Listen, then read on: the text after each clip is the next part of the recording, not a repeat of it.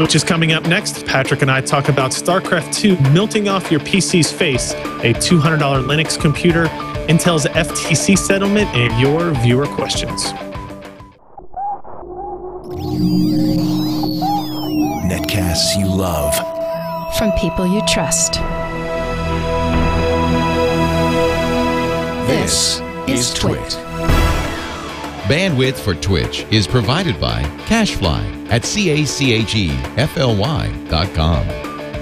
This is Twitch, This Week in Computer Hardware, episode 81, recorded August 5th, 2010. Hot date with StarCraft II.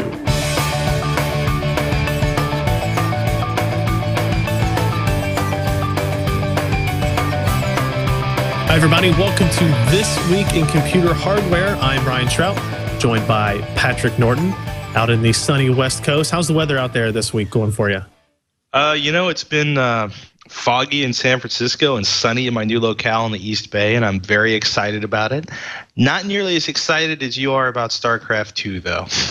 Yes, I'm very excited to. I'll probably have a couple of hours tonight to play StarCraft II. I haven't been able to play for any kind of extended period, maybe one mission every other night type of deal. I'm falling way behind all of my friends in terms of skill level and campaign status, so I need to make up for that. So, but first, before I get to go play video games, we do have quite a bit of interesting hardware and technology news to talk about.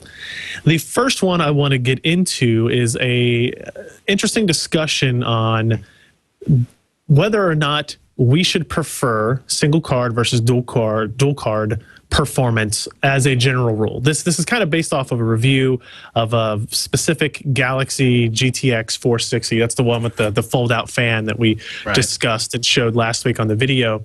Well, we got a pair of those in, and we were doing SLI testing with a pair of these cards. And then we what we were most interested in finding is a single, slightly overclocked GTX 460 cost you about $225, $230. A pair of them, thus $450, $460. A single GeForce GTX 480, which is obviously the big daddy of the Fermi cards, will run you about $450 to $480. So they're very much on par in terms of just pure cost to the end user. Obviously, you have other things to consider, like whether or not your motherboard can support SLI, all that kind of stuff. But you know, if you kind of just create a level playing field for these, we had some interesting results. The GTX 460s in a pair were noticeably faster than the 480.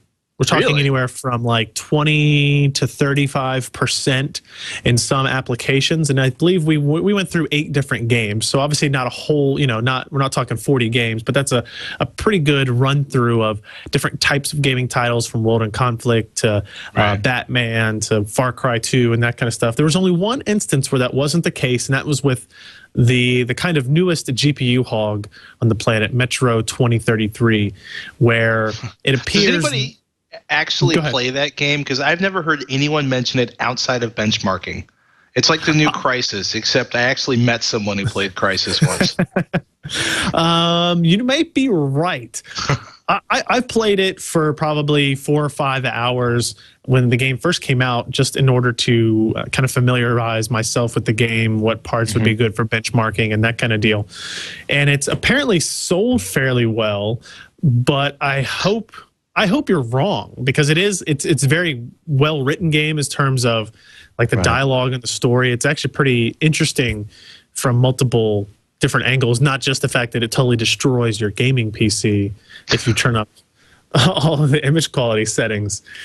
But that game in particular seemed to enjoy having the extra. The 460s have 1 gig of frame buffer. The 480s have 1.5.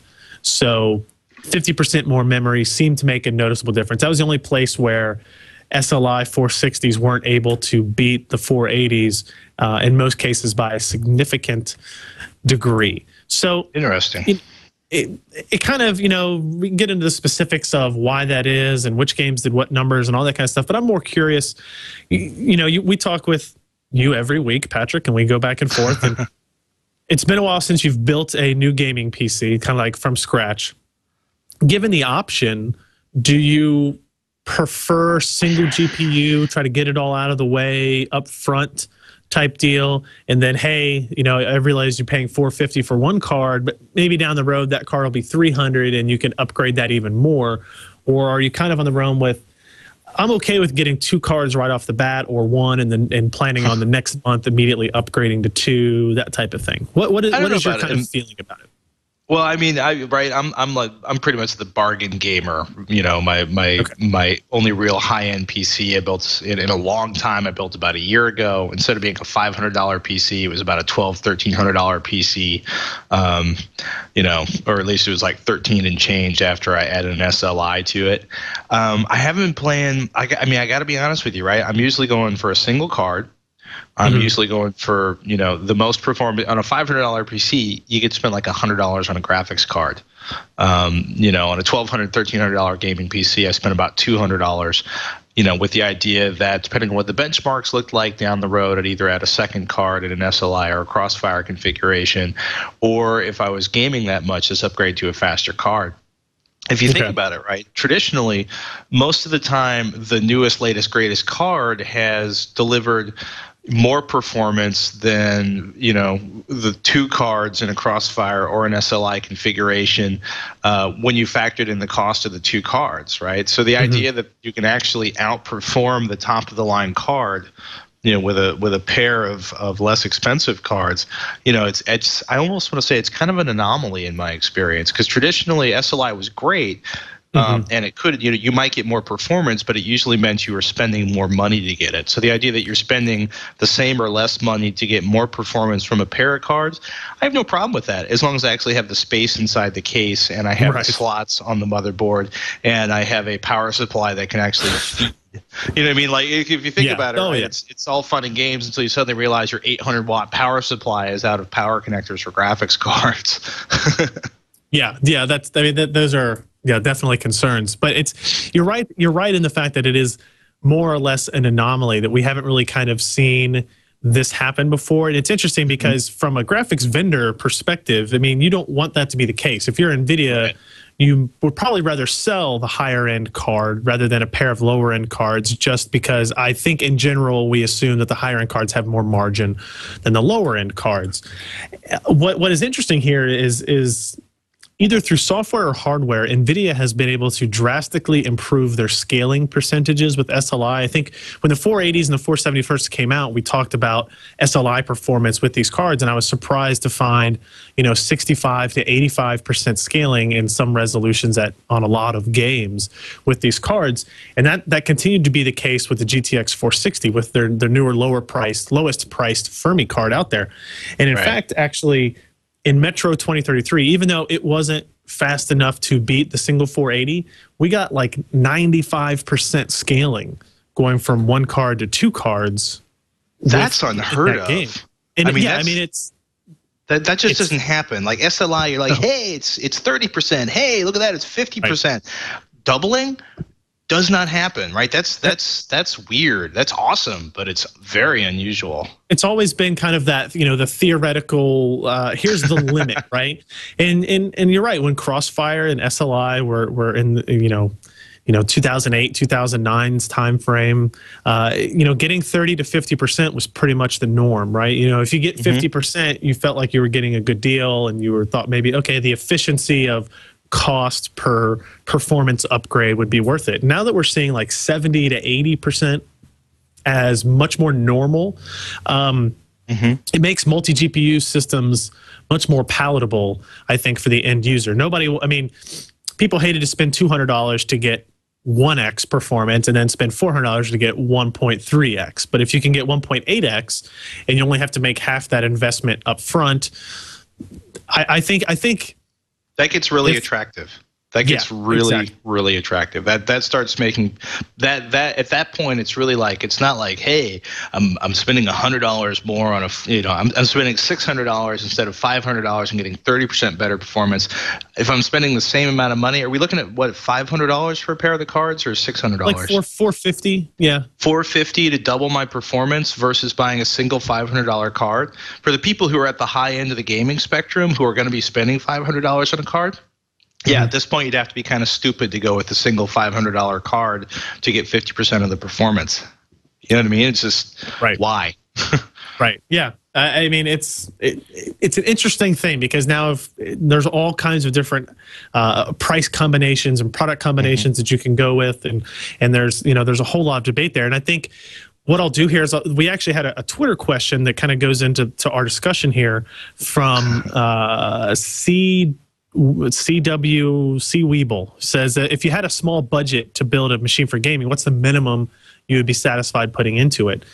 And he doesn't really give a specific dollar, but if we go with a $500 or $600 option, kind of like where you were going, I think a single GTX 460 that you can get for $220 would be a good option for that. Obviously, that takes up a significant portion of whatever your build is, and if you have to go with hard drive and optical and case and all that kind of stuff all in a $600 budget or something like that, that's probably still going to really outweigh everything else. Yeah, but I mean, if you're sitting there and saying, I'm building a gaming machine, hard drive performance, if you're really all about gaming, hard drive performance doesn't matter because you're going to, outside of that, how long it takes you to load levels. So hard drive performance, you buy an 80 gigabyte drive for $35. You recycle a case you found on the side of the road for free. You know what I mean? Or you find somebody like, because maybe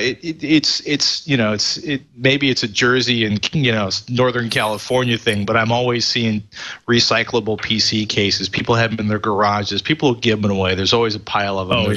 Somebody in your area has $60 PCs. You buy a decent power supply. Maybe you lowball on the CPU a little bit so you can get a 460 for the GPU. 2 gigabytes or 4 gigabytes of RAM at this point. Yep. For the average game. I think at this point, really what you should do is if you're specifying for a gaming PC, not like a general purpose machine that you might do gaming, you should probably pick your graphics card and then kind of build everything else around it. I agree with that kind of mentality. Maybe I'll just go with a 1 terabyte hard drive or a 750 gig hard drive because, that'll save me $50 off the top. And all of a sudden there's your difference between the lower end GPU and the mid range GPU. So it's, there's all kinds of different ways to go. And that's, I think, one of the reasons why people love the building of computers, because you don't have to go to the machine. You don't have to go to Best Buy, pick one of 5 options and go. You can really pick whatever, you're really into. So very cool stuff. It's so funny. Like, I've built machines where I've spent, 4 times as much. Actually, I take it back, where I've spent 0 on graphics because I was doing a machine that was primarily to play audio. And I spent a couple $100 on my audio interface on the car, or on the machine, and 0 on graphics. And you know what I mean? It's, I had a fair amount of processor and memory there because I wanted to be able to multitask and rip and encode pretty fast. But, if you start really cutting down to the bone, it's amazing how much gaming performance you can get on the cheap, especially if you recycle cases. Yeah, if anybody lives in the Cincinnati area, I probably have 10 cases in a closet that were from previous systems that are... the ones that were like 4 feet tall, they were really cool back in the day. And now it's like, what am I going to do with that? I don't want to just throw it away. So send me an email. Let me know. Now, after you build your really awesome gaming system or your budget gaming system, whatever it is, you probably want to play StarCraft II. Now, if you went with an NVIDIA card, then the currently available drivers, I think it's 258.96. The latest drivers you can get from NVIDIA.com support anti-aliasing in StarCraft II. We talked about it last week and AMD's decision to not do it and why they may or may not have done it. Interestingly, the very next day, we record the show on Thursday. That Friday, ATI came out with a little release and said, we changed our mind. Here's a beta driver that enables anti-aliasing in StarCraft II. And it enables it in the exact same way that NVIDIA does, meaning it just does brute force anti-aliasing to the whole screen. And because of that, frame rate drop-offs are pretty high. We're talking about 50% drops for 4x anti-aliasing, which is a lot. And it's good for AMD. I guess that's what we'll leave it at. We talked about last week about why it was a little disappointing that AMD would not allow us the option to do that. And apparently they either got enough feedback or nasty emails from gamers or forum members or media or something like that, that they said, okay, we'll work on improving performance on our schedule. Now that the game is out, we'll actually let you have that choice and option, which I think is important because that's kind of been AMD's stance as a company as a whole, CPU or GPU side, is even if we're not the market leader, we're going to give you the most options. We're going to be the most open company. We, support partnerships with all these different companies we can, software, hardware, et cetera, et cetera. So this kind of fits their mantra there.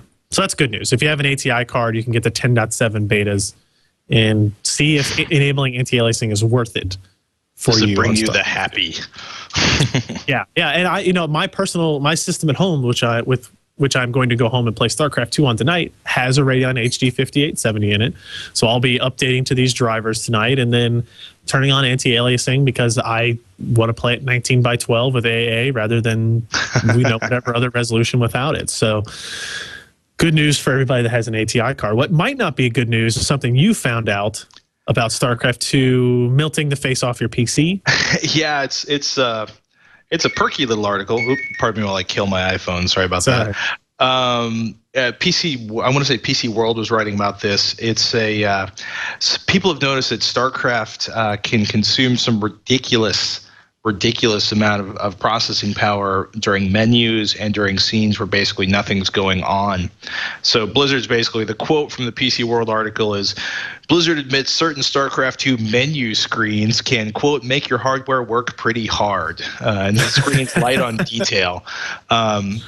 Basically because the game works to draw these scenes very quickly. So the analogy in the PC World article is, imagine having your car out of gear, flooring the accelerator. It's bad for the engine. Now, you're not going to car engines and GPUs or CPUs aren't exactly analogous. You can run your CPU flat out as long as you have cooling. But that's actually the problem is people are having difficulties with their system overheating while they're on a menu screen, right? Can you imagine oh, I gotta go to the bathroom, I'm on a menu screen coming back, and your system's blue screen because you've overheated something. So they've set it up, and I think we can send out a link in the show notes, or if you search for PC World on this. Basically, you can go to, they have a temporary workaround. You can go to Documents, StarCraft II Variables.txt file, and you can edit some lines to throttle things down. It's not gonna kill your machine, but if you notice, if you come back and you hear all 9 fans whirring or the cat's asleep on top of your machine with that really happy, I'm on a giant ball of warm floaty heat face, you can know now that StarCraft II is trying to melt your machine. That's interesting. Yeah, it's oops. That's actually, that makes a lot of sense because I remember when I was doing my StarCraft II benchmarking and testing, when you have a completely open case, sometimes computer components make noises you might not think they should make. Right. Sometimes you can hear the electrical hums of capacitors or chokes or whatever in a power supply or on a graphics card. You figure the case is open. I wouldn't hear that if the case was closed. It's no big deal. But yeah. I now that I think about it, during the menus, in the menus of the game, there was that sound was more pronounced. It was louder. It was higher pitched or something like that. So I think I might turn that system back on and check the power consumption at those different points and see what we come up with. It's very interesting. What's the story on the FTC settlement? Which FTC settlement? There seems like there's been so many lawsuits and settlements and judgments and arguments going around the FTC. Intel's had a bad 18 months. To say the least. 2009 was a pretty bad year. But complicated. Yes. Let me rephrase that. Intel has had a less good 2009 than they would have preferred to have had. They still made a lot of money. They had their fine from the EU, which was $1.5 billion. And then they had the lawsuit with AMD that they settled out of court for 1.25. Maybe I have those two numbers switched up, but it was about just under $3 billion in fines or paid out last year. I think they're appealing the EU, but the FTC one was more interesting in that it had the potential for a lot more to go wrong for Intel. The FTC has a lot of power in this country. It's a U.S. based company. You know, I mean, ask AT&T and those guys about how everything went with monopolistic practices and that kind of stuff. Nice. So last year, FTC filed suit against Intel on a bunch of different claims, moving from limiting the ability for third-party chips like AMD's graphics and NVIDIA's graphics to work with Intel processors, limiting third-party companies that wanted to make chipsets to work with Intel processors. Then, of course, we have the other things like Intel offering discounts to companies like Dell or HP based on a certain percentage of their computers being offered being Intel, or maybe they were Intel only and you get a slightly better price on the CPUs. Monopolistic practices that were attempting to push AMD out of the market.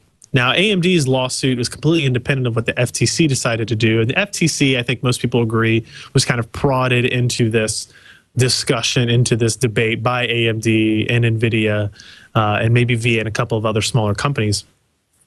And before actually going to court over it, they settled out of that. So they were able to settle. Now there's no monetary punishment here. They're not fining Intel any specific dollar amount. These are more rules that Intel will have to follow going forward. Intel doesn't have to admit that they did the things they were accused of. Intel doesn't have to say they did anything wrong, right? Which makes their shareholders happy. It makes Intel's executives happy. They don't have to eat any kind of crow or anything like that. But there are a lot of interesting kind of points or information that came out of it.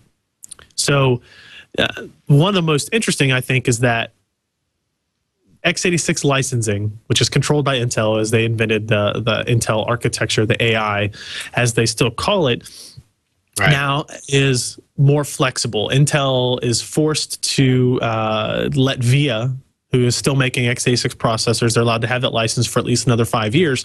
And interestingly, the FTC has said Intel's not allowed to just immediately sue a company if a company should merge or form a partnership with somebody or get bought out and that x86 license want to transfer to somebody else. That was always a fear when we always talked about VIA and NVIDIA merging or something like that. And that the fear was, well, they couldn't do that because as soon as VIA was bought out or bought somebody else out, that their x86 license would be void. Intel would revoke it. They wouldn't be allowed to make any processors. Therefore, the merger wouldn't be useful for anything. That's apparently no longer the case. They have to go into good faith negotiations if something like that were to happen. Also interesting from for us hardware geeks perspective, the FTC is forcing Intel to continue to use the PCI Express bus for the next 6 years. Whoa, that's okay. Part one is encouraging free trade, is trying to prevent Intel from basically having a chilling effect on competitors that are gaining advantages. Okay. What forcing Intel to use the PCI Express bus, and it is a little odd, right? I mean, this isn't like IBM trying to force micro-channel architecture on the market and getting slammed, which is actually where PCI pretty much came from. But why? So they're not the clarifications around this are at least 6 years, but if the industry moves past the PCI Express architecture, then the FTC has the ability to waive that requirement. So if NVIDIA and Intel and AMD are all moving on to something else, right? Then they will waive that requirement, and then say in 3 years they could start to do this other bus specification. The reason FTC is doing this is because they want to force Intel to continue to support at least one bus interface that is an open standard that everybody else can access. So this allows NVIDIA or AMD discrete graphics to continue to have a way to compete with the integrated graphics on Intel's CPUs through that PCI Express bus. Okay, that's kind of a stretch, but does PCI Express have enough bandwidth to last for 6 years? I mean, well, it doesn't say specifically what type of PCI Express or how many lanes of PCI Express. Okay. I mean, we're up to 2.0 now. There's already a spec approved for 3.0, and we might get to 4.0. And I would imagine that there are kind of details in here. Actually, there are specific things that say that Intel cannot limit PCI Express, its PCI Express implementation in a way that would degrade performance of any attached accessories, whether that be graphics or network or storage or anything like that. So it's still kind of vague, but it seems like the FTC is going in the direction of, we don't want to tell you what you have to do from a technological standpoint because maybe we don't have that expertise, and but we don't have like a foresight level to playing look. field. Right. Oops, sorry. And it's, I mean, that's what NVIDIA depended on when Ion 2 came out. Remember, the first Ion for netbooks was a chipset. Well, the next processor that Intel made didn't have a front side bus anymore to interface with. Right. So the only way NVIDIA could get a chip into that whole platform was through the PCI Express bus that Intel had left on that chipset. And so this basically prevents them from cutting that off. I was going to say, now I understand why the PCI Express bus is being required, because obviously Intel wouldn't leave that door open in round 3 of the Atom processor. They just make it go away. They have that power, or had that power. That's interesting. Is there any appeal for Intel on this, or is it something where they are just going to have to live with the FTC ruling? So they agreed to this. This was an agreement from Intel and FTC. So they settled out of court essentially on this. So they weren't forced. They agreed to this. So as far as I can tell, there's no appeal to it. They've basically signed off on everything that is already in the program. Another one, I know you were basically, I know what you're trying to get to when you're asking about really the FTC forcing a technology upon us. They have another stipulation here that Intel has to accurately represent its roadmap in terms of graphics processing, because NVIDIA claimed that all of the false or things that didn't pan out for the Larrabee project that Intel was claiming hurt NVIDIA's business. They basically said Intel lied about all the things that they were going to do with Larrabee, even when they pretty thin.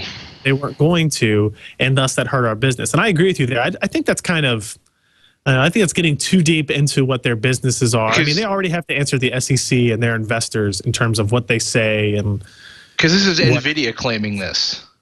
NVIDIA, like, how many times have they missed shipments? How many times have processes fallen behind? How many times has chip development fallen behind? How many times have we sat around? Was it almost all of 2009 looking around going, weren't they supposed to deliver a faster architecture and catch up with ATI again?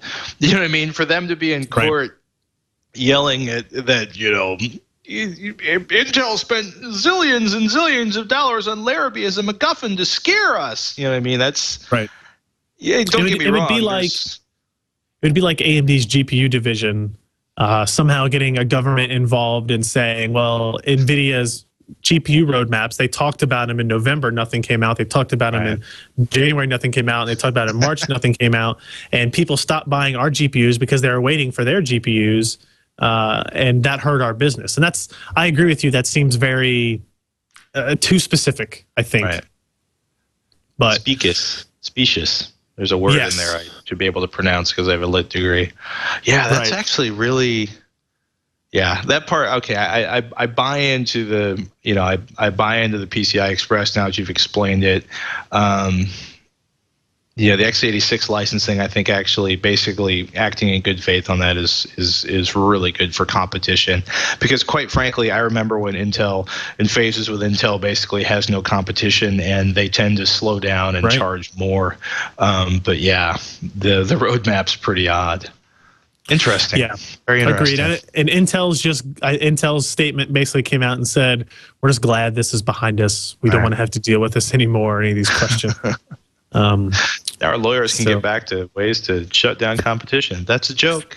Little joke, Intel. Don't sue us again, thanks. You've been sued by Intel? No. I was saying that was Intel saying, please don't sue us again. We were just kidding. I haven't been sued by Intel yet. You never know. Things happen. Everyone needs a hobby, right? Right. So semiconductor sales are up, according to an article you posted in here, by a somewhat significant percentage, I guess, right?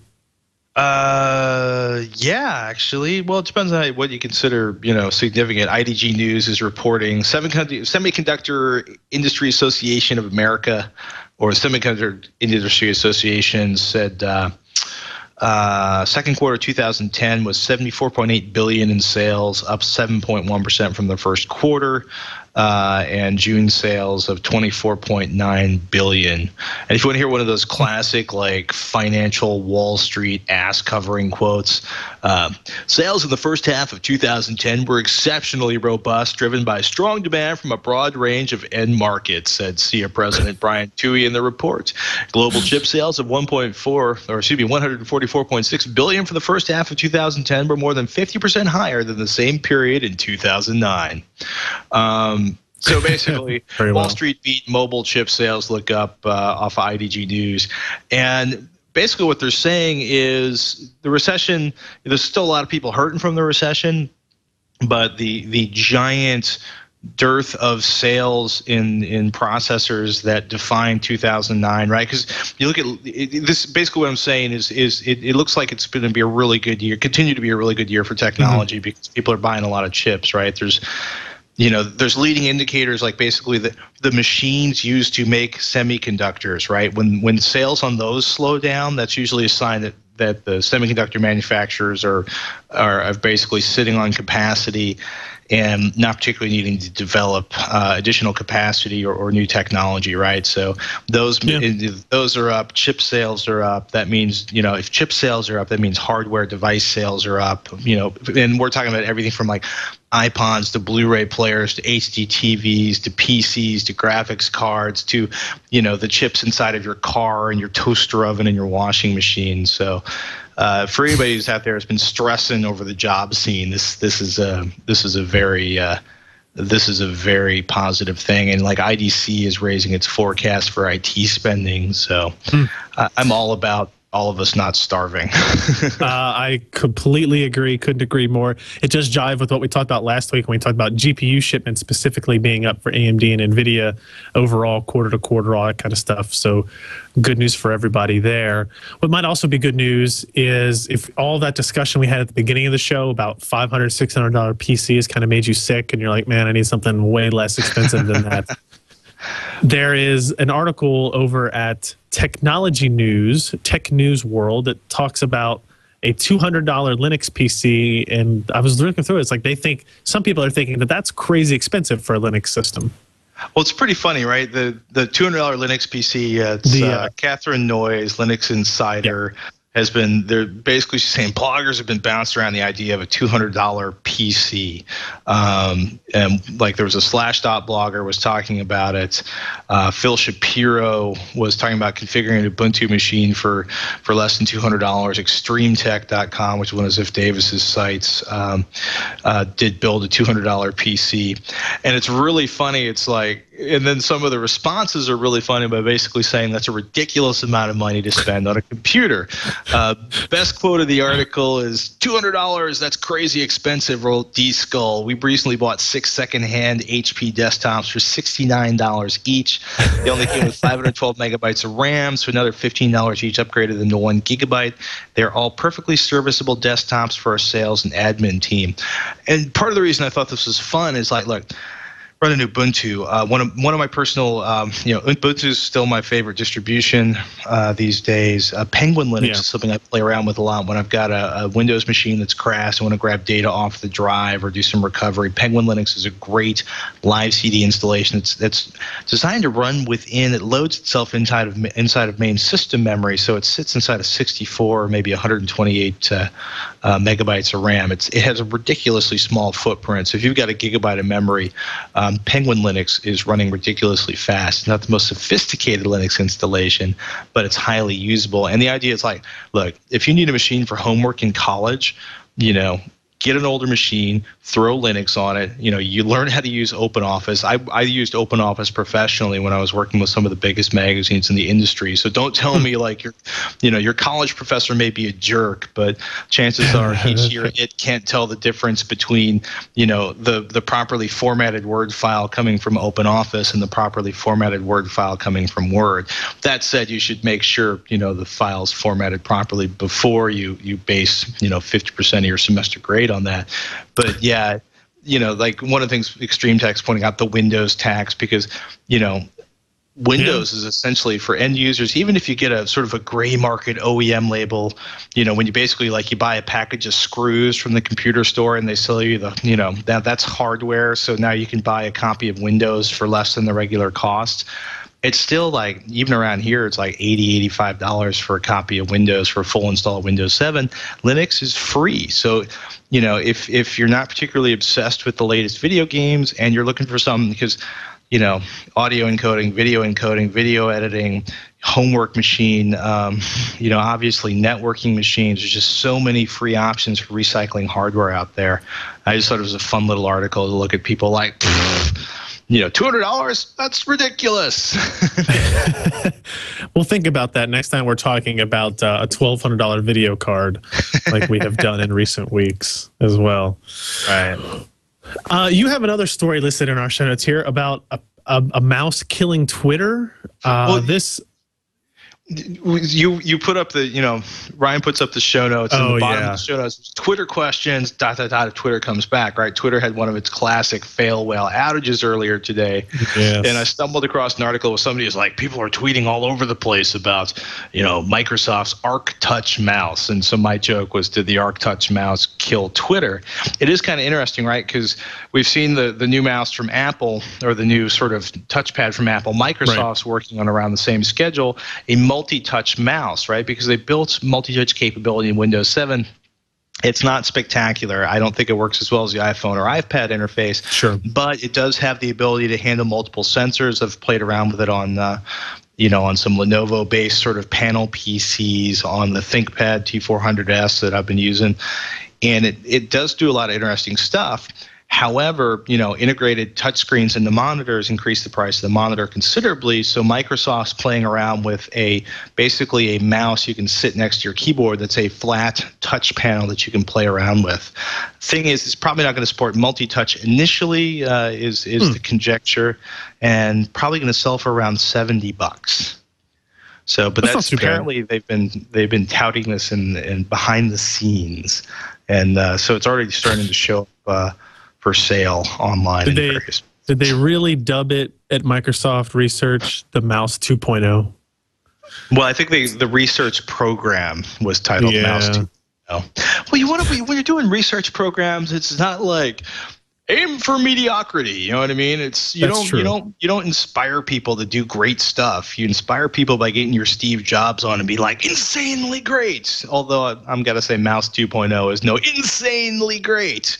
But it's a start. Does this sound like something you would put next to your keyboard? Actually give a try? Try to adapt this to your work style? There's this really obscure picture, and at first I thought it was something that was designed to stack on the end of your keyboard, which I find really annoying. That the Apple design I find really frustrating, because I want to reach down and reach a touchpad, but they make me reach over to reach a touchpad, because the way the sort of, there's like there's the hump at the front of the keyboard. Well, there's a hump at the front of the touchpad that Apple designed, so it's like up and over, and it doesn't really fit your thumbs as well. Microsoft looks like it's designed so that it's going to stick down this way. Ask me when it comes out. I mean, I own about $15 Microsoft optical IntelliMice. I just keep coming back to them. I've played around with $100 gaming. I have mice that have more adjustments than like my freaking target rifle stock. I can adjust the weight. I can adjust the holding, the angle. You could build it up with body sizes.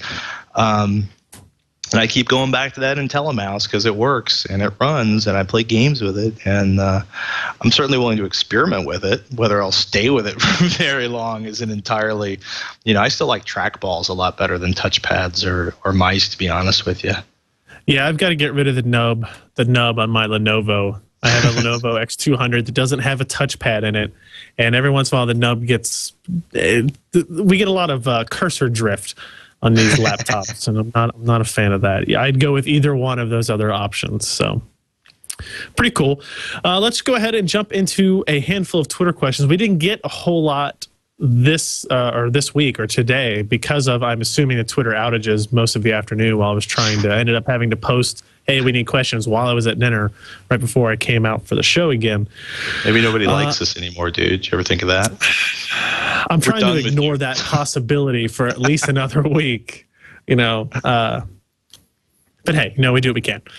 Count011 asks, I need a new GPU for a coworker. He's scared because forums said, anytime you go with forums said, it's always a potential for trouble. Forums said new NVIDIA cards have bugs. Can I make him buy a GTX 460? No question.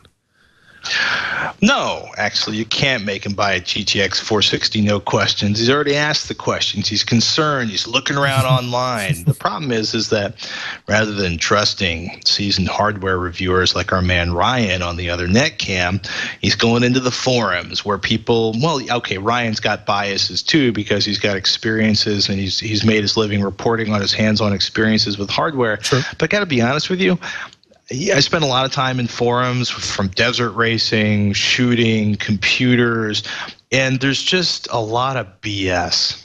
A lot of it's like, well, I heard that there's a floating point corruptor in there, and it's not going to do anti-aliasing. It said on this guy. And it's like there's an awful lot of trolls in forums.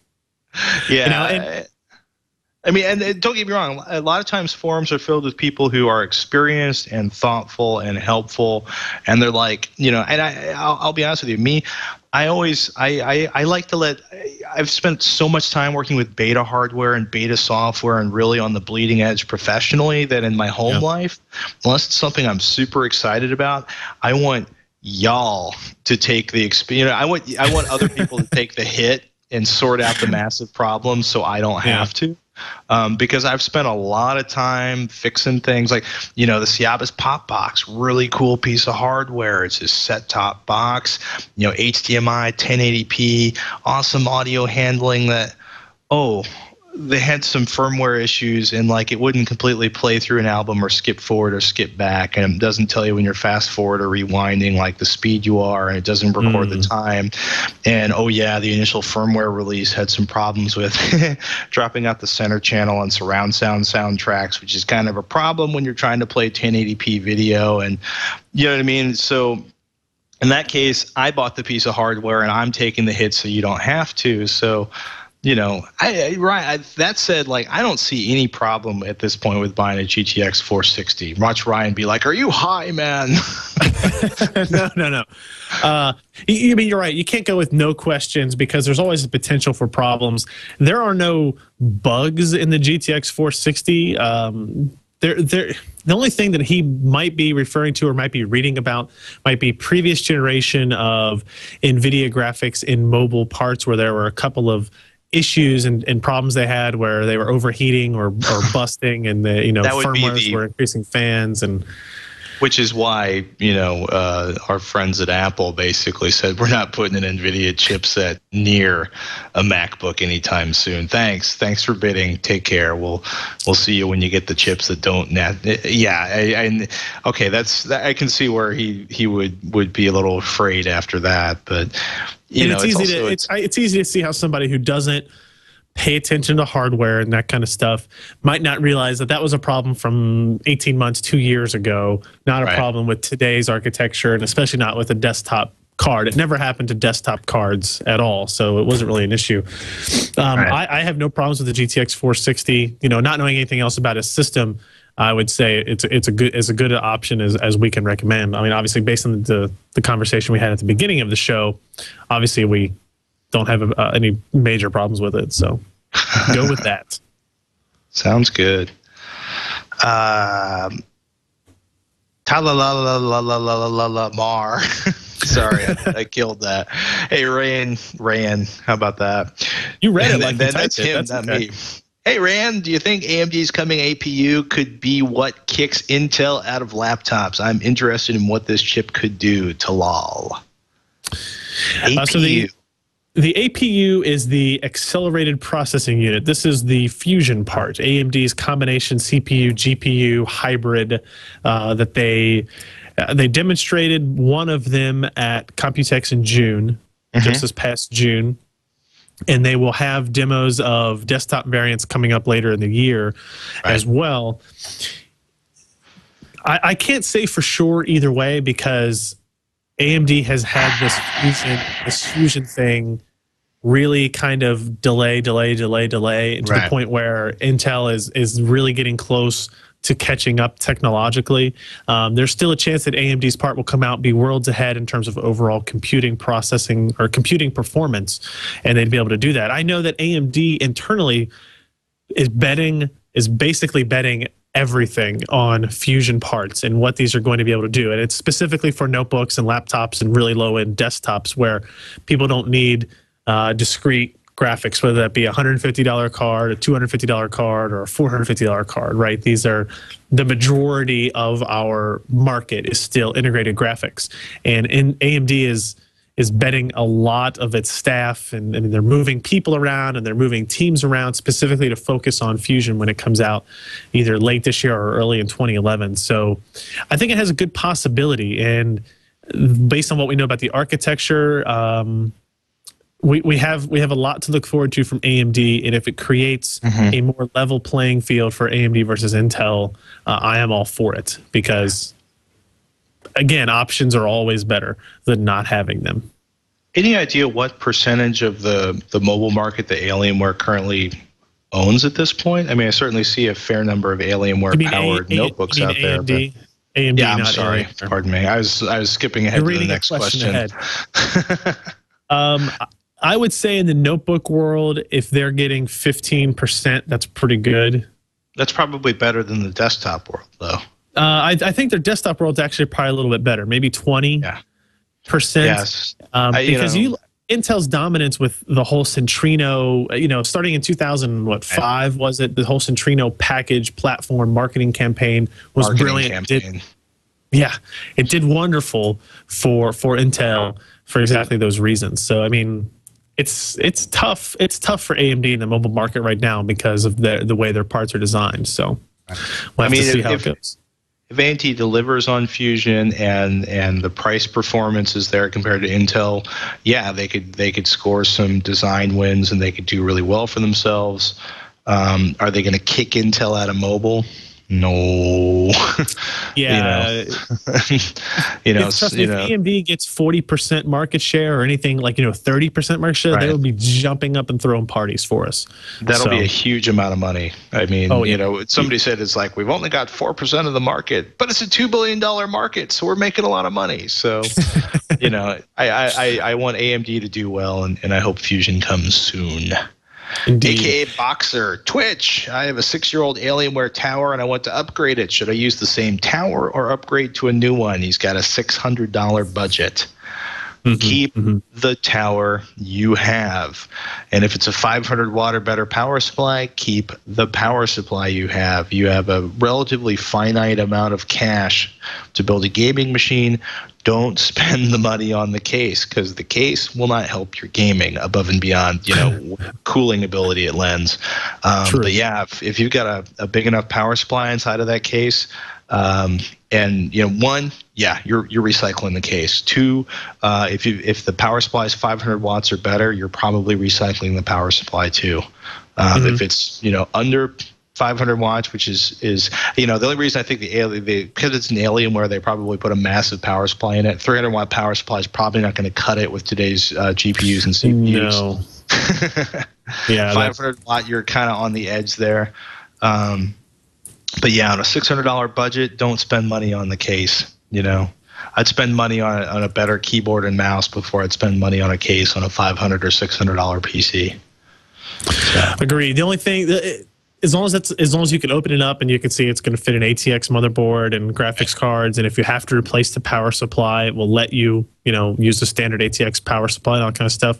Then yeah, I see no problem keeping those cases. I know for a lot of for several years, people tried to buy the Alienware cases for their own personal system builds just because of the way they looked and lights and all that kind of stuff. And obviously Alienware didn't want to do that. It looked like an alien head, and it was cool. Exactly. Let's see. Our last question comes from the cat herder.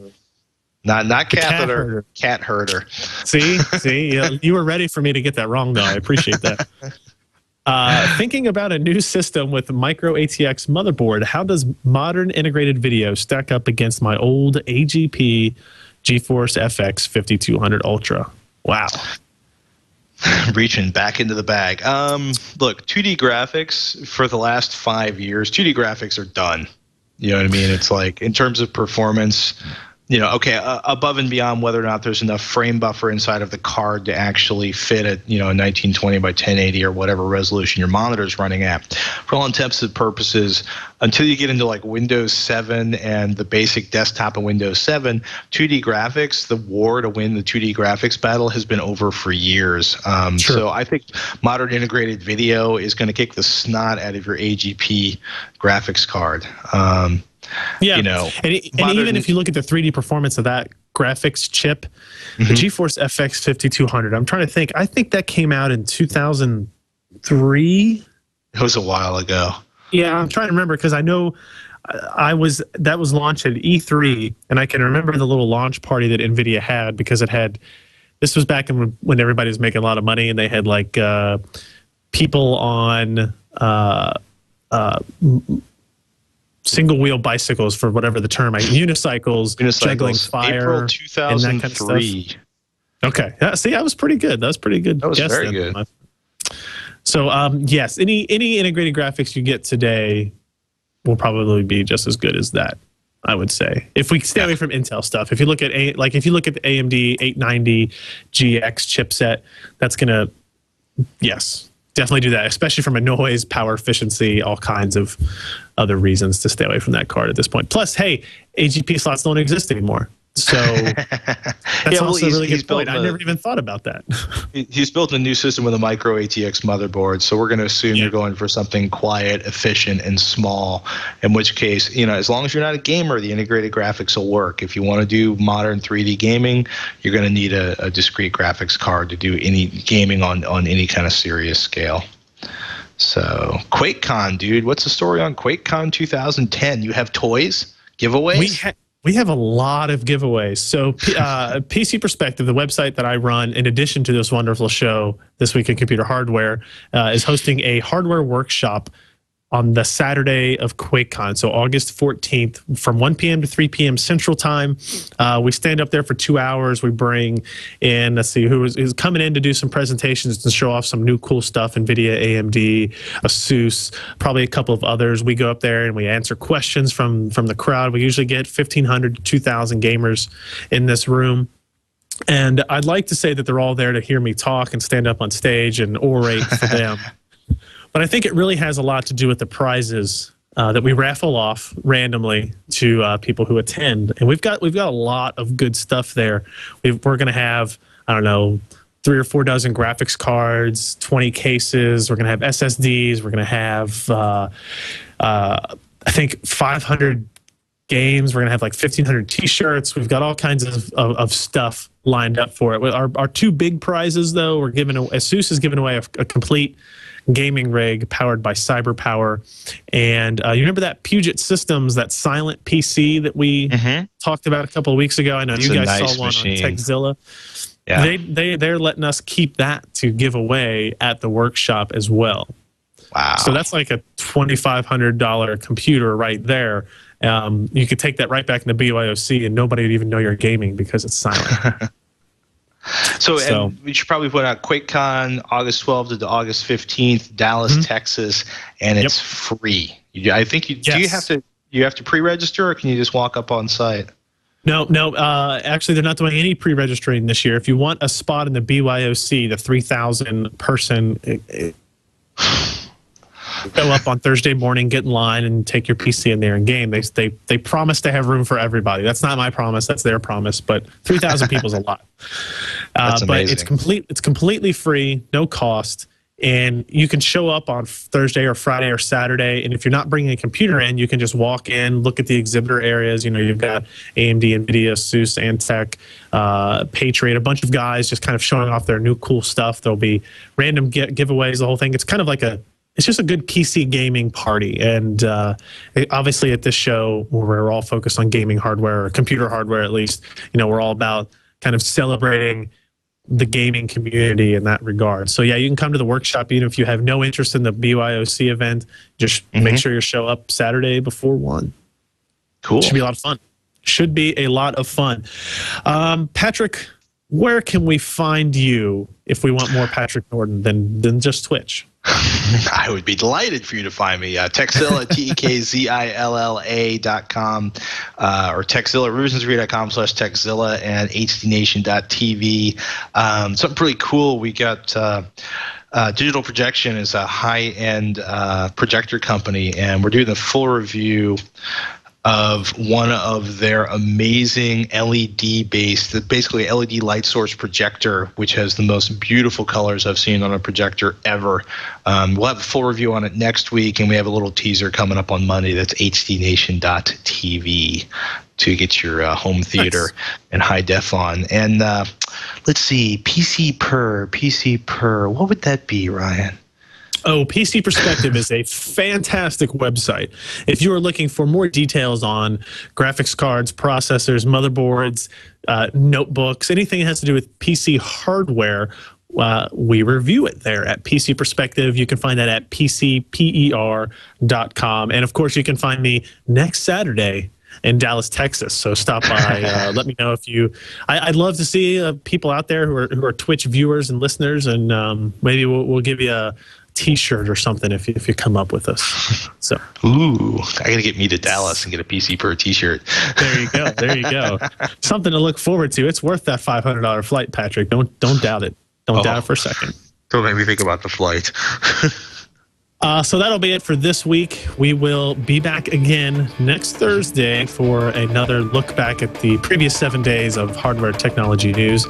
So everybody, thank you for watching this week in computer hardware, and we'll see you next time. Bye-bye.